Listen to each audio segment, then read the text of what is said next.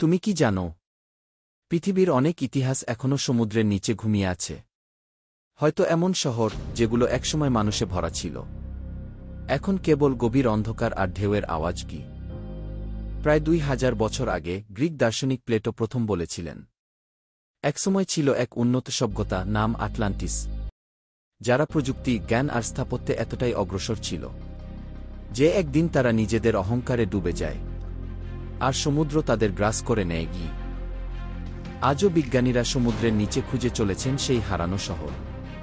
জাপানের ইয়োনাগুনি দ্বীপের কাছে পাওয়া গেছে বিশাল পাথরের সিঁড়ি, যা দেখতে একেবারে মানবনির্মিত স্থাপনার মতো।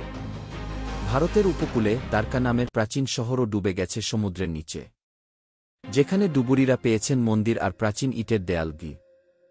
তবে প্রশ্ন থেকে যায়, এগুলো কি সত্যিই প্রাচীন শহর, নাকি প্রকৃতির তৈরি পাথরের গঠন? বিজ্ঞানীরা এখনও একমত হতে পারেননি। কেউ বলেন এ হল প্রকৃতির খেলা, আবার কেউ বলেন এ প্রমাণ করছে মানুষ ইতিহাসের চেয়ে অনেক আগেই সভ্য ছিল। সমুদ্রের নিচে এমন কত রহস্য লুকিয়ে আছে আমরা কেউ জানি না। প্রতিদিন নতুন কিছু পাওয়া যায়, আবার অনেক কিছু হারিয়ে যায় ঢেউয়ের তলায়। হয়তো কোনো একদিন আমরা সত্যিই খুঁজে পাব সেই হারানো শহর, যেখান থেকে মানব সভ্যতার আসল গল্প শুরু হয়েছিল।